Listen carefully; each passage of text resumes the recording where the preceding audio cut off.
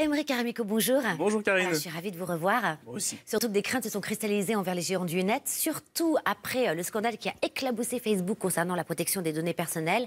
Et alors, hasard du calendrier, l'Elysée organise le sommet Tech for Good, c'est ça? Et ça. Ensuite, Viva Technologie, qui célèbre chaque année les plus grandes innovations mondiales. C'était à Paris, vous y étiez. Alors racontez-nous, quel est l'état d'esprit qui règne en ce moment dans votre monde de geek? Mais ouais, tout ça. Le monde de geek, c'est parfaitement dit. Ouais. Après cette affaire Facebook, il y a eu une vraie prise de conscience de nos mentalités. On s'est rendu compte que toute notre vie privée était entre les mains des géants du net. C'est fou, ça fait peur. C'est fou et ça fait peur. Et là, en fait, le hasard a fait que à Paris était réunie toute la World Tech avec 100 000 visiteurs, des gens du monde entier, des milliers de startups. Tout ça sous les commandes de Maurice Lévy, qu'on ne présente plus, le grand publicitaire, patron de Publicis, et qui a créé ce salon. Le matin même, il accueillait Emmanuel Macron. Après, il avait rendez-vous avec Mark Zuckerberg. Il s'est dit, j'ai quelques minutes. Et si j'allais voir Aymeric de la tech Non, mais la qui fait classe, du bien, grande classe quand même, Aymeric. Alors montrez-nous. Et c'était intéressant justement de lui demander son point de vue. Est-ce qu'il y a vraiment deux mondes, c'est-à-dire le monde qui a peur maintenant des technologies, de l'innovation, et celui qui est quasiment aveugle et qui fonce et qui a une confiance absolue? Écoutez sa réponse. Ben, c'est toujours un peu compliqué, mais à partir du moment où vous avez quelque chose de nouveau, ça crée des angoisses, des disruptions, des inquiétudes. Les gens se disent, est-ce que je vais être capable de faire ça? Ça va les amener à changer. Le changement est quelque chose que les gens n'aiment pas, y compris quand ils déménagent, ils se posent des tas de questions, des tas d'angoisses. Et donc, c'est à peu près normal qu'il y ait ce décalage entre ceux qui innovent, qui inventent, qui créent, et ceux qui reçoivent ces nouvelles technologies qui peuvent avoir des conséquences sur leur propre travail. C'est vrai qu'il y a des gaps et qu'il faut les combler. Ça a été tout le propos d'ailleurs du discours du président de la République, et c'est aussi tout le propos des gens qui sont ici. Comment est-ce qu'on peut améliorer les choses? Comment est-ce qu'on peut rendre les choses beaucoup plus amicales, beaucoup plus aimables, et faire en sorte qu'on prépare les gens à ces disruptions et qu'on les prépare à l'avenir? Alors là, vous nous mettez l'eau à la bouche avec Maurice Lévy. Ouais. Mais qu'est-ce qu'il y avait finalement comme grandes innovations du futur? Je vous l'ai dit, il y a des milliers de startups. Alors je vais devoir beaucoup revenir pour vous en parler. Mais j'en ai profité. Mais vous allez revenir toutes les semaines. Allons-y. J'ai profité d'être avec lui parce qu'il est au meilleur endroit pour justement avoir les meilleures tendances, nous dévoiler ces tendances. On a eu dans les années 30, on a eu la télé. Dans les années 90, on a eu Internet. Et dans quelques années, qu'est-ce qu'on dira des années 2020? Je suis sûr que vous avez l'eau à la bouche. Ah ben oui, carrément. Regardez ce qu'il y a en place. La mobilité est à nos portes. Et donc, ce qu'on connaît aujourd'hui avec des petites expérimentations, que ce soit la voiture sans chauffeur, que ce soit le Sea Bubble que vous allez voir et qui fonctionne.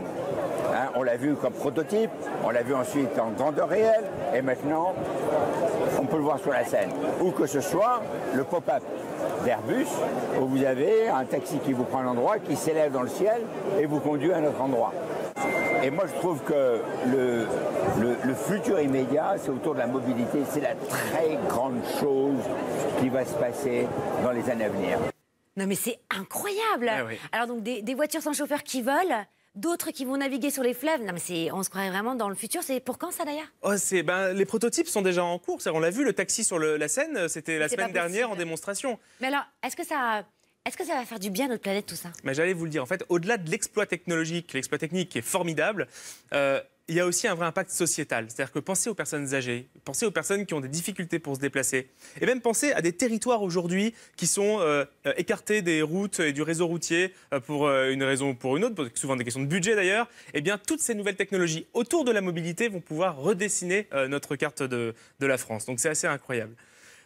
Vous parlez du coup de l'impact, c'est assez amusant parce qu'aujourd'hui, il n'y a pas une start-up qui se crée sans que ceux qui les créent disent nous, ce qu'on va faire, c'est on va changer le monde. Ouais. Et c'est assez amusant. Et j'ai profité d'être avec le grand publicitaire qui est Maurice Lévy pour avoir son avis là-dessus. Est-ce que vraiment c'est un nouveau moteur qui les anime, c'est de nouveaux start-upers, ou est-ce que c'est plutôt un coup de com'? C'est vrai que ces questions se posent. Et au niveau de pollution, ces nouveaux Pardon, objets évidemment, qui volent? pour la pollution autour de la mobilité, puisque tout ce qui est autonome aujourd'hui fonctionne, je crois, quasiment dans 100% des cas sur de l'électrique. Donc évidemment, de ce point de vue-là, c'est parfait. Du bien. Ça fait beaucoup Allez, de bien. on regarde ta réponse. Ouais. C'est le rêve de tous. C'est-à-dire qu'en fait, elles ne vont pas toutes y arriver, bien sûr. Mais Google a changé le monde. Facebook a changé le monde.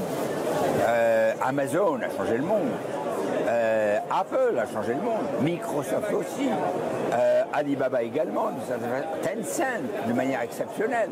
Donc il y a beaucoup, si vous regardez certaines startups israéliennes, elles ont changé énormément de choses. Donc le but de tous ceux qui font des aventures entrepreneuriales aujourd'hui, c'est de changer le monde. Et c'est cette ambition qui est très belle, parce qu'il faut aller très loin dans l'ambition, parce que même si on ne fait que 10%, on aura fait un bout de chemin. Moi j'aime bien la phrase, elle n'est pas de moi. Je regrette d'ailleurs, j'aurais aimé l'inventer, qui dit « Shoot for the moon, if you miss it, you will land among the stars ». Visez la lune, si vous la ratez, vous serez au milieu des étoiles. Formidable.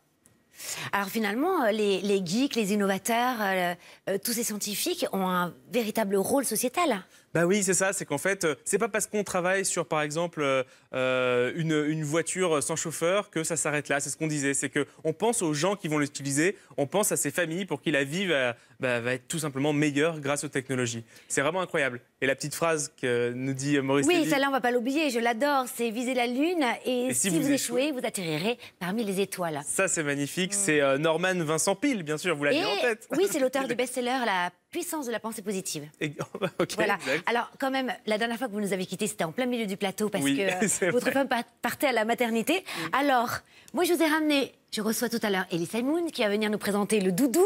Je vous ai amené le prototype du doudou pour Rose, votre petite fille qui vient d'accoucher. Exactement, la couleur de votre vernis à ongles, du coup. Et puis, en même temps, le petit c'est cahier, trop sympa. jeune papa, avec des conseils, des quiz, etc. Comme ça, elle sera la plus heureuse au monde, même si elle l'est déjà, j'imagine, avec vous deux. Ah, c'est super sympa. Je vais vite lire le chapitre pour mieux dormir.